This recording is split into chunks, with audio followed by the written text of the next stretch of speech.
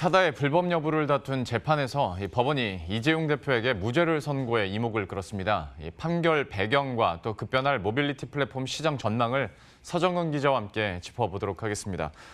우선 어제 무죄 판결이 나왔던 배경부터 한번 설명을 해주시죠. 타다는 불법 콜택시 영업이 아니고 렌터카 서비스다. 타다고 이용자는 여객운수법상 승객이 아니라 임대차 계약을 맺은 고객이다. 그런데 어떻게 여객운수법 위반이라고 처벌하냐, 못한다, 이런 취지였죠. 예. 판결에 대해서 좀 서정은 기자는 어떻게 봤습니까? 검찰이 결심 공판에서 타다 고객들은 자신이 승합차를 빌린 게 아니라 콜택시를 탄다고 인식한다고 주장한 바 있는데요. 저 개인적으로는 검찰 주장이 일반인들의 보편적 인식을 담았다고 생각합니다. 전통 운수업계 종사자들을 제외하면 대체로 타다가 불법이 돼서 서비스가 종료되는 걸 바라진 않을 겁니다. 저 또한 마찬가지고요. 그러나 내용적 측면에서는 렌터카 서비스라고 볼 만한 측면이 타다에 분명히 있죠. 예.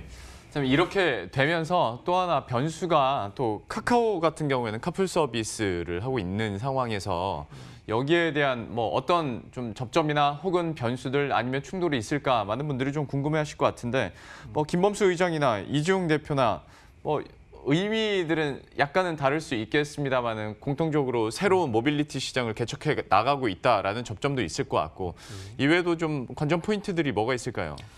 김범수 의장이 이해진 네이버 창업자와 함께 설립했던 그 NHN이 포털 1위 업체로 독주를 했었죠. 그때 이재용 창업자가 만든 다음 커뮤니케이션은 포털 시장에서 만년 2위였습니다.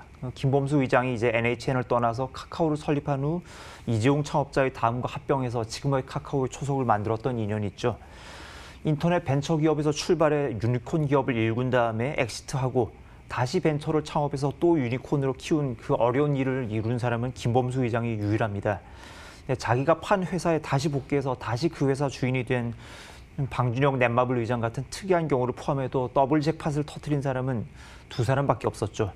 어제 판결로 이재용 대표도 이제 김범수 의장처럼 더블 잭팟을 터뜨리는 로열로드에 도전할 기회를 잡은 셈입니다. 예. 다만 좀 여기에 대해서 이런 서비스에 대해서 반발하는 쪽도 굉장히 많지 않습니까? 뭐 택시업계는 당연하고요. 좀 이런 좀 거센 반발이 왜 일어나고 있다고 봐야 될까요? 본질적으로 택시 같은 여객운수업이 진입 장벽이 높습니다. 대중교통의 공공성 때문이죠. 인허가를 따내든 오랜 시간을 들이고 돈을 주고 개인 택시 면허를 사든 투입 비용이 당연히 들어갑니다. 기존 사업자들이 기득권을 가지고 있고 이는 존중받아야겠죠.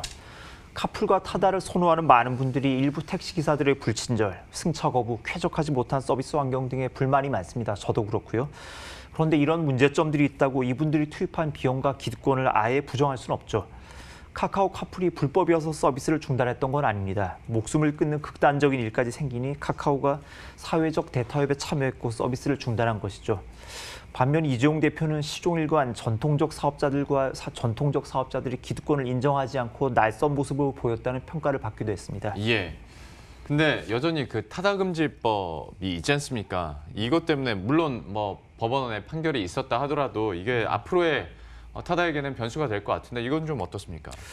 국토교통부가 밑그림을 만들어서 더불어민주당 박홍근 의원이 발의한 여객운수법 개정안이 있습니다. 법 취지는 IT와 운송 서비스가 결합한 모빌리티 플랫폼을 여객운수법으로 품어서 제도권에 편입시키는 내용이죠. 국토교통부와 기구 설립해서 개인 택시 면허를 사들이고 택시를 감차시키고 모빌리티 기업들이 면허를 돈 주고 빌려 쓰거나 기여금을 내고 사가서 서비스하는 것을 가능하게 하는 구상이죠. 스타트업은 기여금을 감면해준다는 안도 담겨 있습니다. 이 법이 추진되자 국내 모빌리티 업계에도 이제 투자가 집행되기 시작했습니다. 현대차와 NHN이 마카롱 택시 운영사 KTS 모빌리티에 각각 50억 원을 투자한 게 대표적인 사례죠. 현대차는 앞서 동남아의 우버로 불리는 공유 차량 업체 그랩에 3천억 원을 투자한 사례도 있는데요. 이제 국내 모빌리티 시장도 불확실성이 거쳐가고 있다고 판단, 국내 추가 투자에 나선 것이죠. 우버도 한국 택시 시장에 관심이 있다면서 이미 눈독을 잔뜩 들이고 있는 상황이고요. 정부와 택시업계, 카카오 등 모빌리티 업계가 다 원론적으로 이 안에 찬성하고 있습니다. 그런데 이러한 것들을 디테일하게 담으려면 엄청나게 많은 시행령이 필요하겠죠. 일단 법안을 먼저 만들어 발의를 하고 시행령을 차차 만들어 시간을 단축해야 한다고 합의가 돼 있는데 타다 측은 시행령까지 다 만들어서 발의해야 한다고 주장한 것으로 알려져 있습니다. 타다가 유독 여객운수법 개정안에 미온적인 반응을 보이자 타다는 렌터카 서비스 한다는 명목으로 기여금 내고 면허 매입해서 그 여금을 내고 면허를 매입해서 사지 않고 지금처럼 그냥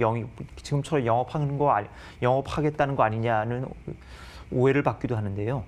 논란이 있는 와중에 타다가 증차 계획까지 발표하자 이제 국토부와 민주당이 폭발해버렸죠. 여객운수법 개정안에 11 내지 15인승 승합 차량의 렌트카 운전자 알선을 아예 관광 목적으로만 한정해서 타다 금지법으로 만들어버린 것이죠.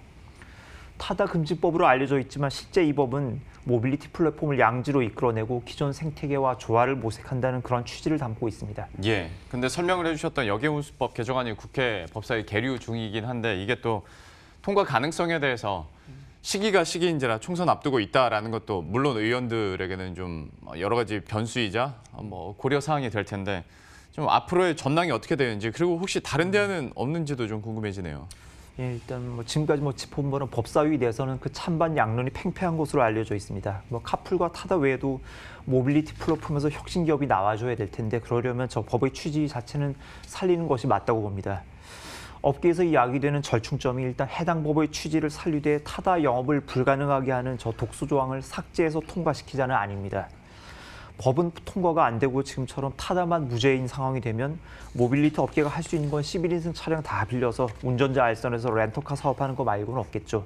이런 업체가 계속 늘어나면 택시 업계가 또 폭발해서 불만이 나오는 것은 당연하고요. 이재용 대표가 이뤄낸 혁신은 높게 평가받아야 하지만 신산업이 부각되면서 어려움에 처할 재래산업 종사자들과의 상생에 다소 인색했다는 평가도 적지 않습니다. 무죄 판결을 받고 타다 측은 택시 업계와 상생에 더욱 노력하겠다고 약속했는데요. 그 약속을 어떻게 지켜나갈지 한번 다 같이 지켜봐야 할 것 같습니다. 예. 지금까지 서정근 기자와 함께했습니다. 잘 들었습니다.